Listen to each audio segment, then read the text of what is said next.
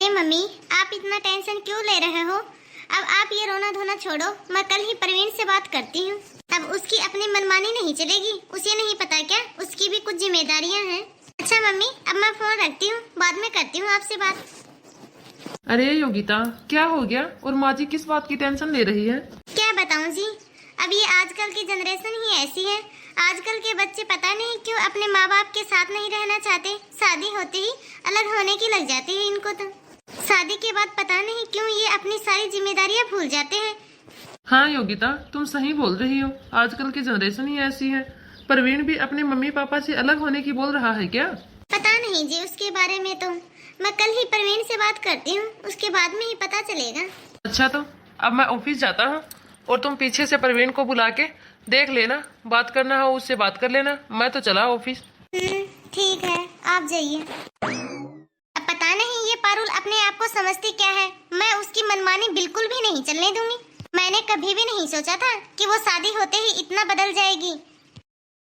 अरे आओ प्रवीण, मैं तुम्हारा ही इंतजार कर रही थी। अरे दीदी, ऐसी भी क्या बात है जो आपने मुझे फोन करके यूं अर्जेंट में बुलाया? अब क्या बताऊं प्रवीण मैं तुम्हें, मुझसे तुमसे ये उम्मीद नहीं थी। कल ही मम्मी का फोन आया था, उन्होंने सब कुछ बताया है मुझे तुम्हारे बारे में। अच्छा दीदी, तो क्या बोल रही थी मम्मी?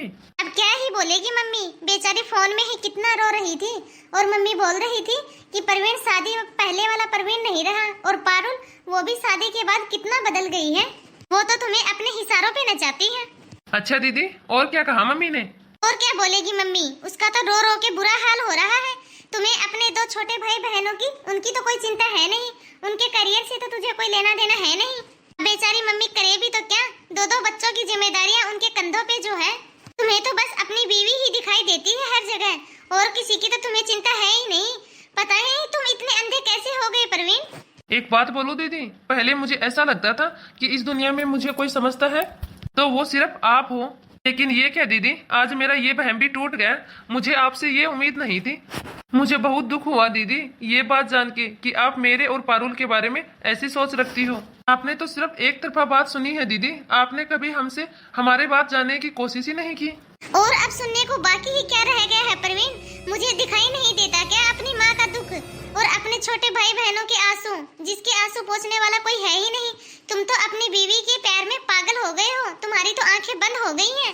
अब इससे ज्यादा और क्या जानने को बाकी रह गया है? और क्या उम्मीद रखते हो तुम मुझसे? ठीक है दीदी, अब मैं आपसे कुछ भी नहीं बोलूंगा। अब बस मेरी आपसे एक ही विनती है कि आप हमें अकेला छोड़ दो, हम अपनी समस्या खुद ही सुलझा लेंगे। ओह अच्छा, अब समझ में आया। माँ बिल्कुल सही ही बोल रही थी प्रवीण। अब तुम शादी से पहले वाले नहीं रहे। अब तो तुम्हारी सगी बहन भी तुम्हारे लिए पराई हो गई है। तुम तो सचमुच बहुत बदल गए हो। अच्छा दीदी, जैसे कि आपको सब पता ही है तो आप घर पे आइए, बाकी की सारी बातें भी आपको वहीं पता चल जाएंगी। ठीक है प्रवीण, मैं तुम्हारे जियाजी से बात करके कल ही घर आती हूँ। अरे प्रवीण, कुछ खा पी तो लो, चाय नाश्ता तो नहीं किया तुमने? नहीं दीदी, अब क्या रह गया, मेरा तो बातों से ही पेट भर गया। अरे मैं भी ना कितनी पागल हूँ। चाय नाश्ता तो मैंने अपने भाई को करवाया ही नहीं, उससे पहले ही मैंने उसे कितना कुछ बोल दिया। अब मैं भी क्या करूँ, मेरे छोटे भाई और बहनों का दुख भी तो नहीं देखा जाता मुझसे। मैं कल ही इनसे बात करती हूँ और अपने मायके जाती हूँ 5-7 दिन के लिए, और फिर वहाँ जाके देखती हूँ कि क्या है और क्या नहीं। राधिका, अरे ओ राधिका, जरा दरवाजे पे जाके तो देखो, लग रहा है कोई आया है। हाँ मम्मी, मैं अभी देख के आती हूँ। अरे वाह दीदी, आपने तो हमें सरप्राइज ही कर दिया। क्या बात है दीदी, ना तो कोई आपने फोन किया ना ही बताया। कहीं जीजू के साथ आपका झगड़ा तो नहीं हुआ है दीदी? क्या बात है, सब ठीक तो है ना? अरे हाँ बेटा, कहीं कोई ऐसी वैसी बात तो नहीं है? दामाद जी नहीं दिख रहे, वो साथ में नहीं आए क्या? अरे नहीं मम्मी, फालतू में ही आप टेंशन ले रहे हो। वो आए थे मुझे छोड़ने के लिए और गेट से ही वापस चले गए। उन्हें ऑफिस के लिए लेट हो रहा था ना, उन्होंने कहा है कि वापस आते हुए वो सबसे मिलेंगे। चलो ठीक है दीदी, आप मम्मी से बात करो, तब तक मैं बाहर घूम के आती हूँ। अरे मम्मी, ये क्या, राधिका यूँ बाहर क्यों चली गई? अरे बेटा, तुम्हें तो पता ही है, वो बाहर बच्चों के साथ खेलती रहती है दिन भर। मम्मी वो सब तो ठीक है, लेकिन राधिका अब बड़ी हो गई है, आप उसे घर के कामकाज क्यों नहीं सिखाती? तुम्हारी बात तो ठीक है बेटा, लेकिन वो बोलती है कि उसे घर के कामकाज करना बिल्कुल भी पसंद नहीं है। लेकिन मम्मी, जब कल को उसकी शादी हो जाएगी तब ससुराल जाके उसे भी तो घर का कामकाज करना होगा ना। मम्मी, अब तो उसकी पढ़ाई भी पूरी हो गई है।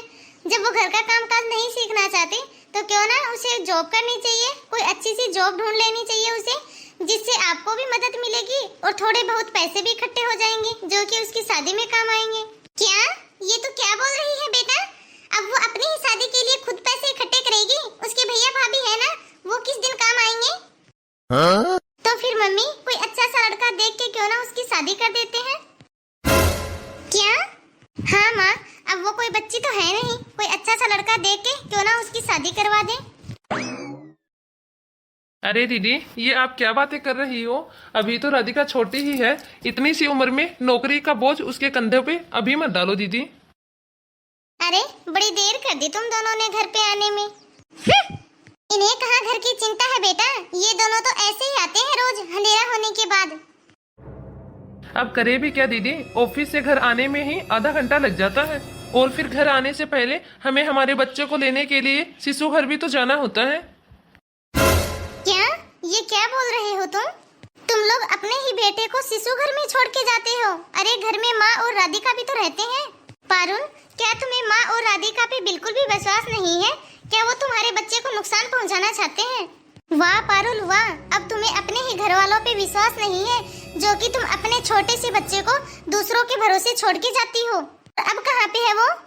अभी पड़ोस वाली आंटी के घर पे है वो। मम्मी, आप इन लोगों से कुछ बोलती क्यों नहीं हो? ये लोग छोटे से बच्चे को शिशु घर में छोड़ के जाते हैं। हाँ दीदी, आप मम्मी से पूछिए कि हम लोग क्यों अपने छोटे से बच्चे को शिशु घर में छोड़ के जाते हैं। अब तुमसे तो बेटा मेरी हालत छुपी नहीं है, हमेशा मेरे हाथ पैर और जोड़ों में दर्द रहता है। मुझसे तो देखो वो संभलता है नहीं, और रही बात राधिका की, वो तो घर में टिकती ही कहाँ है। आपने तो सब सुन ही लिया ना दीदी, अब मैं जा रहा हूँ किचन में राधिका की मदद करने के लिए। इसको तो तूने देख ही लिया है, ये तो जोरू का गुलाम बन गया है। देखा, अपनी बीवी के पीछे पीछे गया है मदद करने के लिए। क्या आप सचमुच में मेरी ही माँ है? मुझे तो यकीन ही नहीं होता। एक समय था जब आपके दिल में इतने प्यार की भावना थी, और आज आप इतने कठोर दिल कैसे हो गई माँ? बात ऐसी है बेटा, मेरे अंदर भी पहली वाली बात नहीं रही, अब मुझसे कोई भी घर का कामकाज नहीं होता। और ये अरविंद, ये तो इतना बदमाश है ना कि मुझसे संभलता ही नहीं है। ये लीजिए, चाय पी लीजिए दीदी। अरे तुम भी हमारे साथ बैठ के चाय पी लो। नहीं दीदी, लगता है माँ पारुल मुझसे भी नाराज है, इसलिए ही तो चुपचाप चाय रख के चली गई। अरे बेटा, उसके पास कहाँ फुर्सत है हमारे साथ बैठ के चाय पीने की। महारानी जाके किचन में बैठ के चाय पिएगी, और ये कितना काम बिखरा पड़ा है, ये कौन करेगा? हाँ? क्या? इसका मतलब किचन फैला हुआ है मम्मी? क्या पीछे से राधिका ने काम नहीं किया घर का? अरे बेटा, तूने तो उसे देखा ही है, उसके पैर टिकते ही कहाँ है घर में। तो क्या मम्मी घर में काम वाली भी नहीं है? एक काम वाली कहाँ मिलती है आजकल बेटा? काम वाली तो बहुत मिलती है दीदी, लेकिन काम वाली के हाथ का काम पसंद आए तब ना। ये क्या मम्मी, ये अभी अभी ऑफिस का काम करके आई है और घर का सारा काम भी ये अकेली ही करेगी? इसमें कौन सी बड़ी बात है बेटा? ये अकेली ही बहू नहीं है जो ऑफिस भी संभालती है और घर भी संभालती है। ऐसी बहुत सारी बहुएं हैं जो घर भी संभालती है और ऑफिस भी संभालती है। रही बात काम की, तो अपने घर का काम करती है, दूसरे का घर का नहीं। और जो राधिका, वो कब तक रहेगी इस घर में? एक ना एक दिन तो शादी करके वो भी चली जाएगी। आज जब तक राधिका इस घर में है तब तक तो वो घर का काम कर लेगी, फिर बाद में कौन करेगा घर का काम?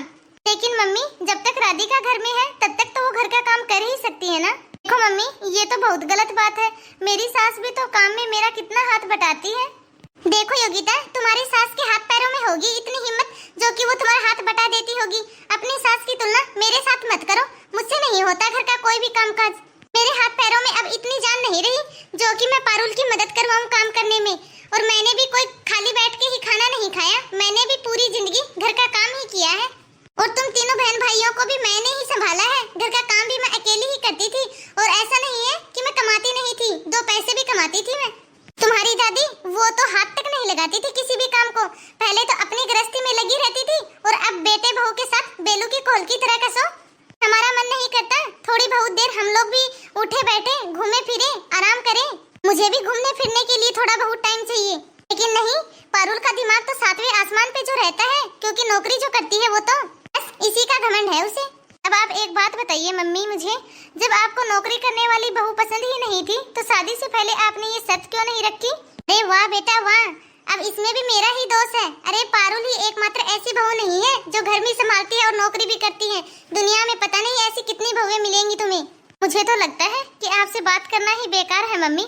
मैं किचन में जाती हूँ और पारुल की थोड़ी बहुत मदद करती हूँ। अरे ये क्या बात हुई पारुल, तुमने हमारे साथ बाहर बैठकर चाय क्यों नहीं पी? ऐसा है ना दीदी कि मेरे पास इतना टाइम नहीं हो पाता है कि मैं आपके पास बैठकर चाय पी सकूं आराम से। और प्रवीण तुम भी ऑफिस से आते ही सीधा किचन में आ गए। आपने तो सब देखा ही दीदी, हमने अपने बच्चे को पड़ोस में छोड़ा है और हमें फटाफट से किचन का काम खत्म करना है। किचन का काम खत्म करके हमें अपने बेटे को लेके आना है और फिर उसके साथ थोड़ा टाइम भी स्पेंड करना है ताकि हम उसे थोड़ा टाइम दे सके। अच्छा भैया आप जाओ, आप अरविंद को लेके आ जाओ, तब तक सब्जियां मैं काट देती हूँ। अरे तुम क्यों इतना कष्ट कर रही हो बेटा?